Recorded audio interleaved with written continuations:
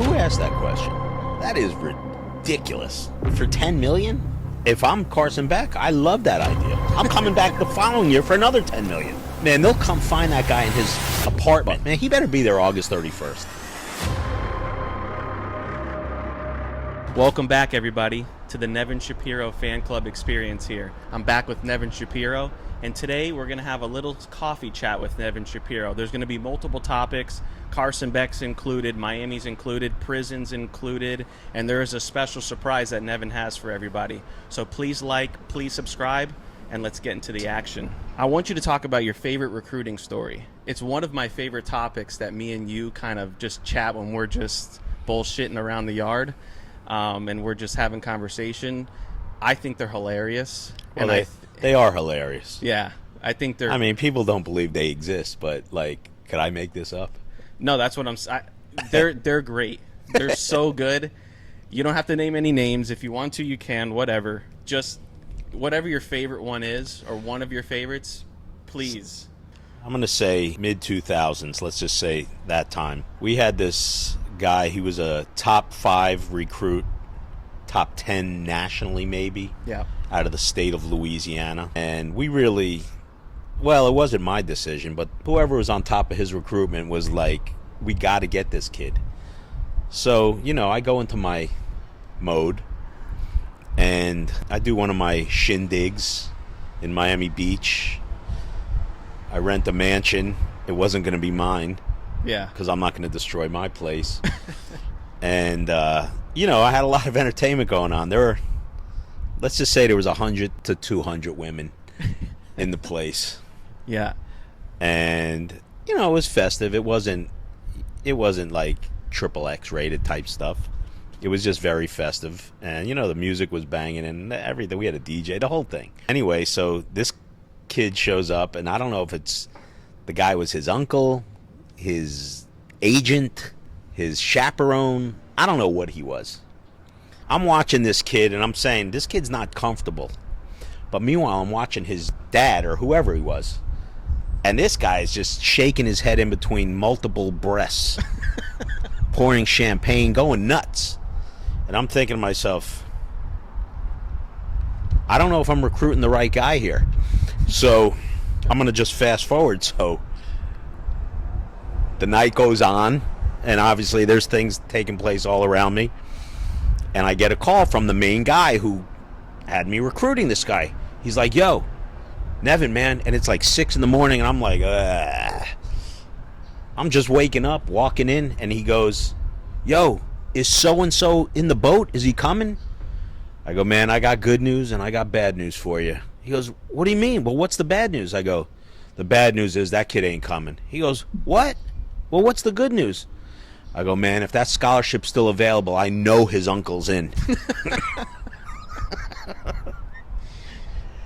And as I'm telling this to the guy, his uncle's like 20 feet away, face down, undressed, just laying in the middle of the house. And it was really embarrassing. I don't know where the kid went, but I can tell you one thing. His uncle was passed out straight down on the floor.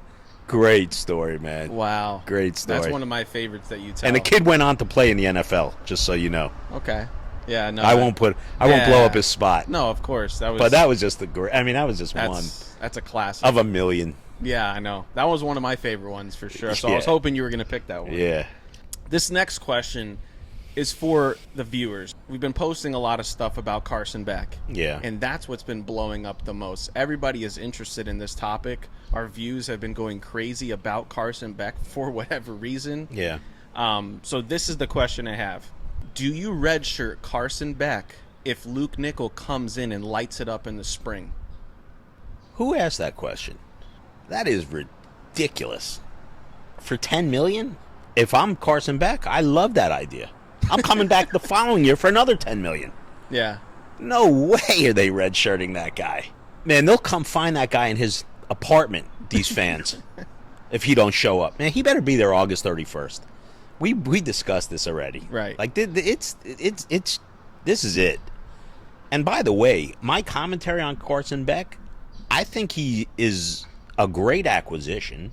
I don't change speed on that. I just think that's a ridiculous amount of money to pay a college kid, regardless. Right. And I think there were other needs that could have been addressed for that kind of money.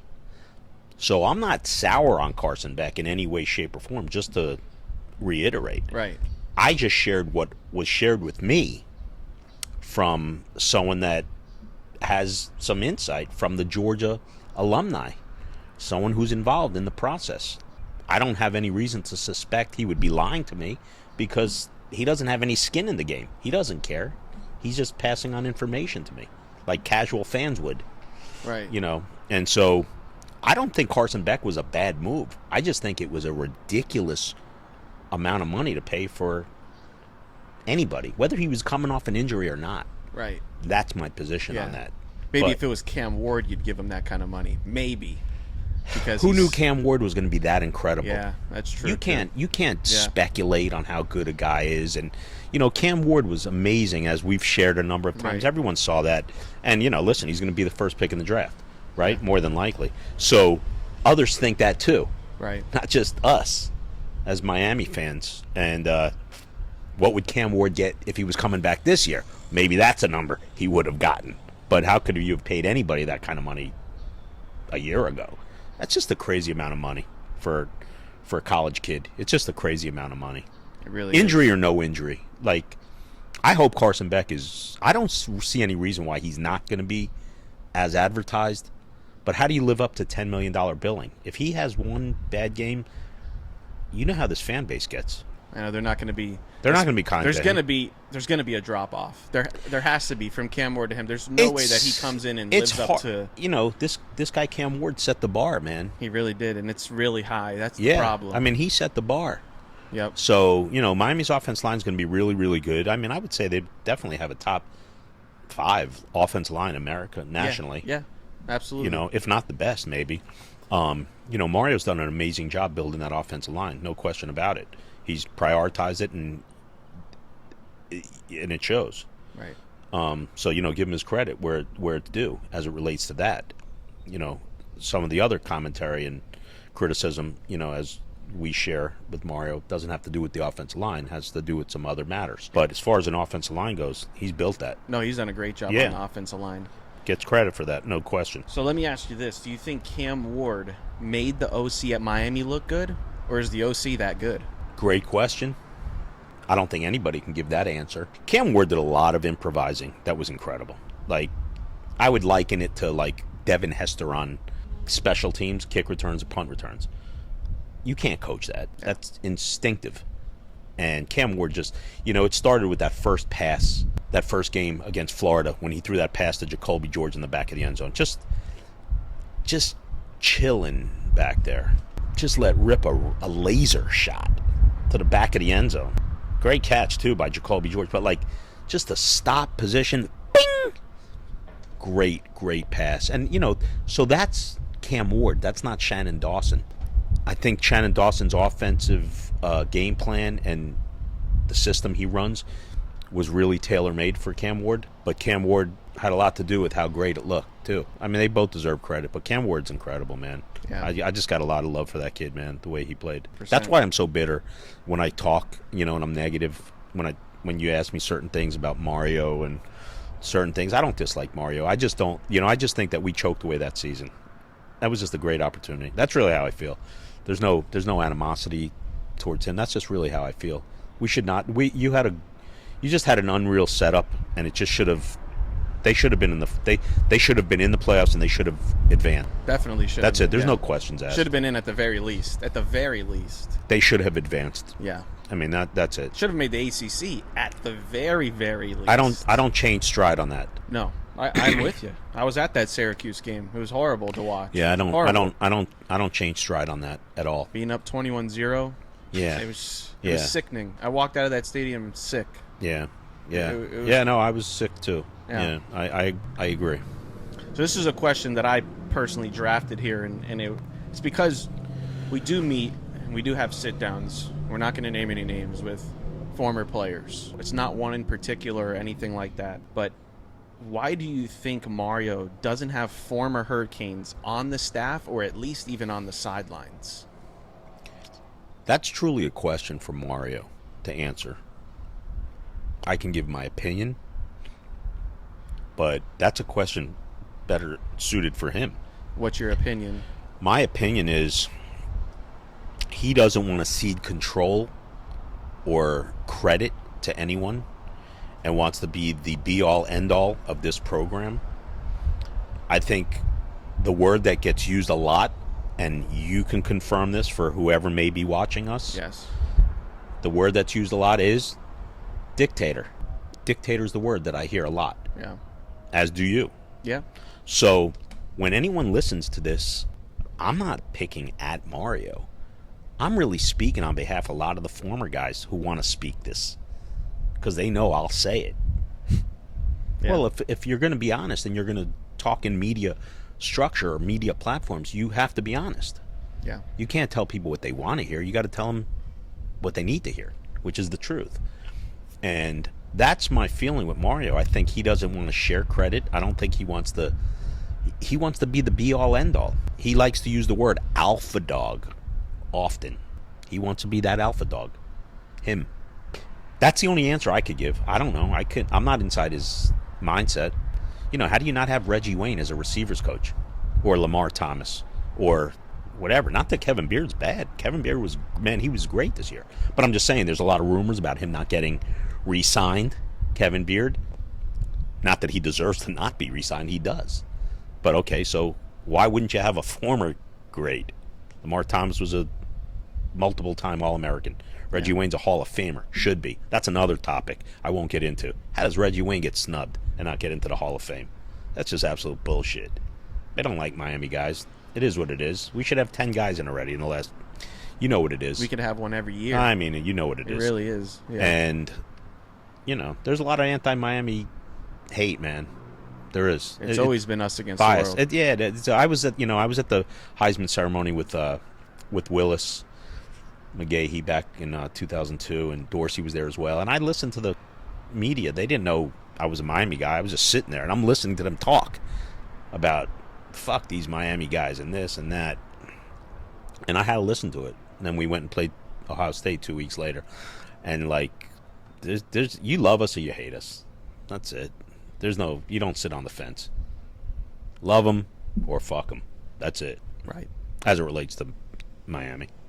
This is a big one that we've talked about recently because we read a lot of the comments, and a lot are positive, but there is some negative. Yeah. And I know you maybe wanted to clear up some things. So what's your message to everyone that says that you lie about your inside information? Based on what? I don't know. Why don't you answer it? I already know the answer. The answer is I lie. How we have the source. We go to the source. Like the sources are within us. People out there just want to fucking hate because they wish they could do the same thing. Cowards critique what they can't do. I could get any number of 100 guys on the phone right in front of you on camera. Could I not? Yes. Immediately? I've been with them. Yes. I mean, let's be realistic. I'm lying. Yeah, I'm lying. I wake up every day. What's my next lie about the University of Miami? You know, like honestly, if you feel that way and that's your commentary, go fuck yourself. You're really a fucking double L. That's my thing. You're an idiot. Yeah. You're a fucking moron. You're a hater, jealous pussy. That's what you are. Right. If you don't believe this, I think it's, in my opinion, I think it's people that have not done their research on who you are. You are arguably the most famous booster in the history of the NCAA. Yeah. Well. Arguably, really. Let me say this. I'm not saying that just because you're sitting here. Let me say this. There's a lot of people who hated my guts. You've witnessed it. You were one of them. I was. I did. Yeah. I didn't like you. Yeah. Am I the complete opposite of that guy? Absolutely. So I'm not trying to sell tickets and popularity votes and all this other stuff. It doesn't matter to me. I know who I am. The people who really love me, they know who I am. I'm not a great ambassador of life. Like, I'm not a humanitarian of greatness. But I'm a good guy at my core. And I look out for friends and family. And as far as my crime that I was charged with and everything, you know, I pled guilty because really I was forced to plead guilty. I was forced to plead guilty. They arrested my girlfriend, and they were going to arrest my parents. I had to eat it. That doesn't say that I have clean hands completely, because I do have liability and I do have contrition over certain things. But it's not, as you know, what everyone thinks it is, because no one knows. And inevitably, that's going to all come out. I can't change people's minds about me. I can only change people's opinion if they get to meet me. I sleep easy. I know who my friends are, and I know who is important to me. And you've seen it firsthand, how many of the former players, would you say it's animosity, or would you say it's mad love? Mad love. Absolutely. Man, all I did was look out, man. Yeah. All I did was take care of these guys. Yep. And a lot of the older guys wish I was there for their ride. Yes. Would you not say? 100%. Because I would have had them. Right. I was just younger at that time, so I didn't have that financial wherewithal. And anyone that thinks I stole lender money to take care, I used my money. I don't care what the narrative is. No one can come prove otherwise. There's not one person, Mike, out there that can come challenge me to my face on your screen, on anywhere, in a debate over my case as it relates to my criminal case or the University of Miami situation. Nobody. And I'm wide open for anybody that wants to do that. And if you have any commentary towards me, feel free to take your name off private and just put your information, and I'll be happy to contact you or give you my information and you can contact me. Which leads me to something that I was going to surprise you with. Okay. So, do you know what you're holding that I asked you to hold? I have no idea. You put it behind this paper. So what I'd like to do is I'd like to call out a random person who sent a DM to me, Mike55. I sent you his picture and his screenshot, who's on private, and he called me Mr. Big Time Pretender. I'm going to challenge Mr. Big Time Pretender for Mike55. Open your sheet. I know what this is now. Okay, so that's the discovery from the United States federal government. I'd like you to read the number that's highlighted in yellow. 930 million. Yeah, I'd like you to show that to the camera. Get right up there. It's going to be hard to see. Okay, just read the number. Yeah. 930,824,665 and 10 cents. Can't forget the 10 cents. Okay.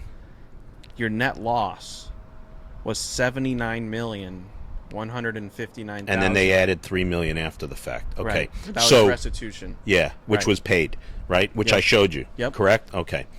That's for Mike 55. Mr. Big Time Pretender. There is no pretending on that number. That's the government's information, not mine. And I don't even agree with it. All of the accounts that you've sent money and received. Yeah. That's for Mr. Big Time Pretender out there. Mike, 55. Have you ever seen so many commas in your life? I'm sure you got multiple commas in your account balance. And make sure you show his picture. Yeah, I'll put it on there. On private. Mr. Private. Yeah, Private Mike. We'll put Mike 55 up there. All right. And we'll tag him. Yeah. We'll tag him in the Holler post. me, Mike. I live in Boca. Walk me through what it's like to go through prison on a daily basis. Like, what do you do when you first wake up and when you shut the lights out? Like, go through like a days of what you do in prison. Well, I got a very busy morning.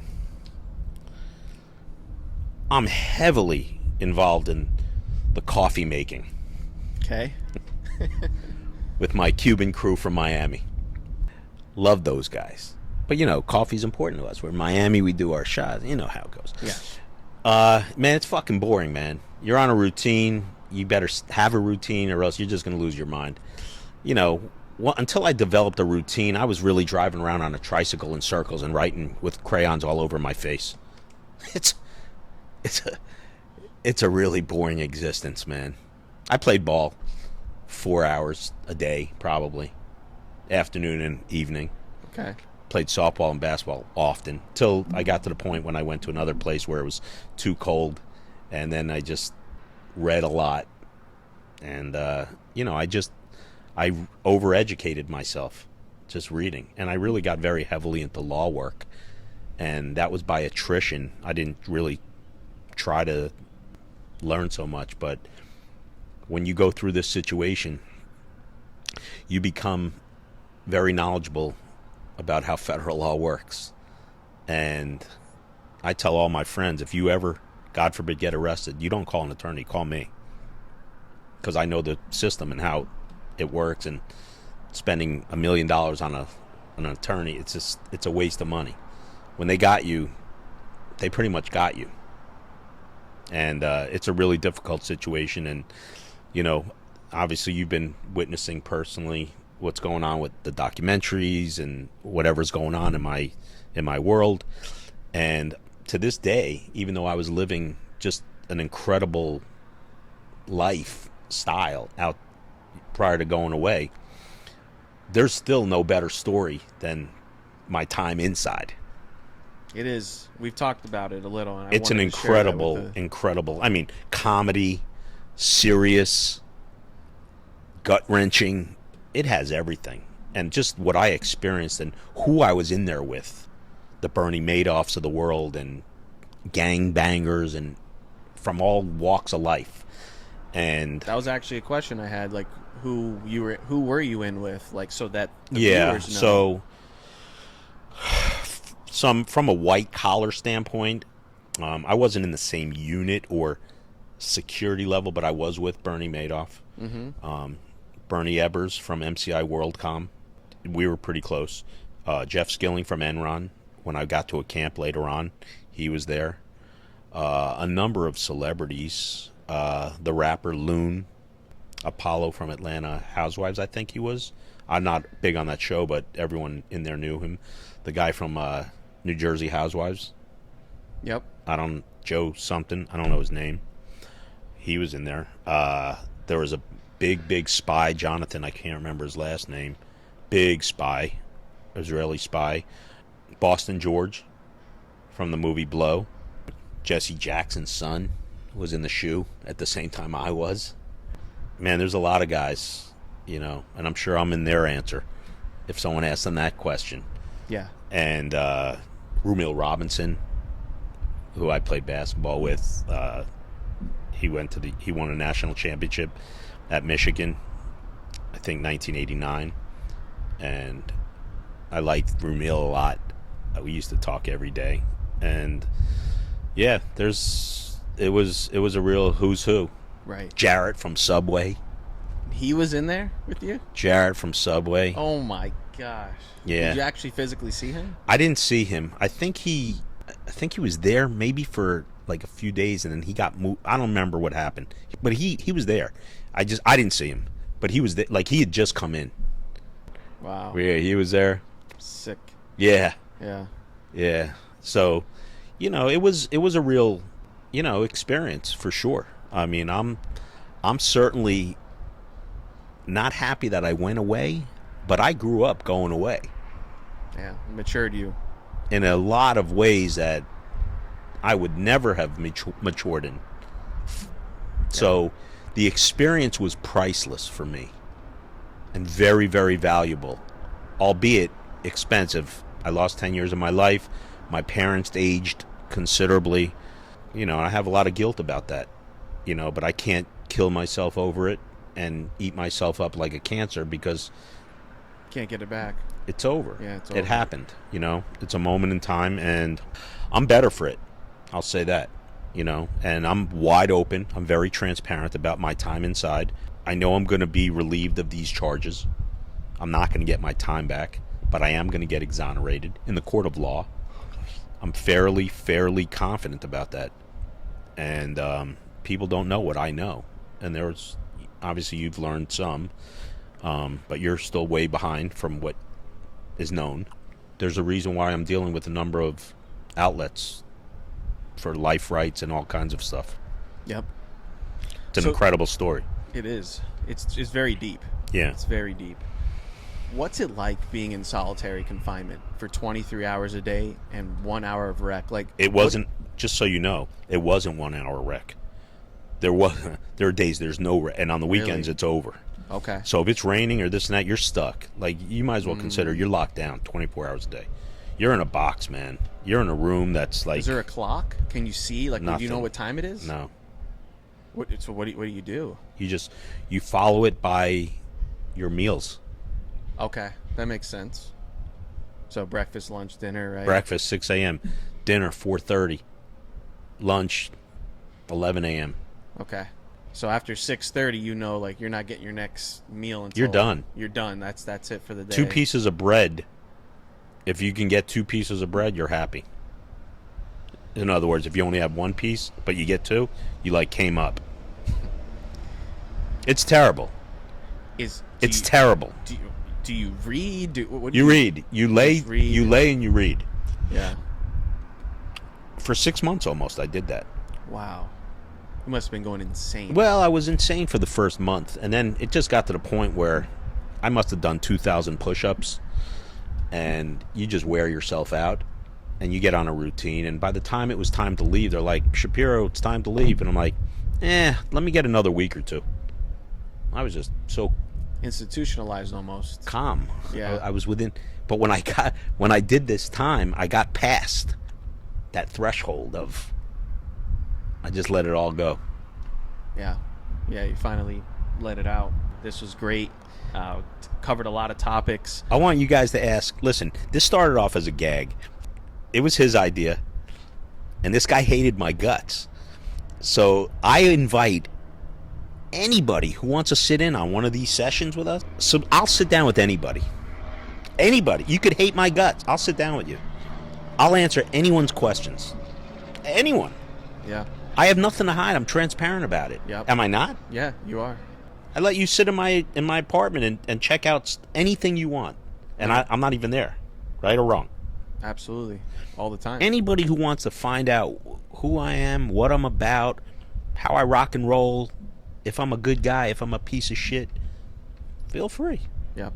And for our next episode, we're going to do a fan questions part 2. So if you have any Throw questions, as many questions please at me as drop you your want. questions below in the comments. We're going to do fan question part 2. And right here that's going to appear on your screen is Nevin's shirt that he signed. We're giving it away once we hit 100 subscribers on YouTube. We're halfway there. We just need 100 subscribers, and we're going to drop it. It's going to be right here on your screen. So please like, please subscribe, and we'll catch you on the next one.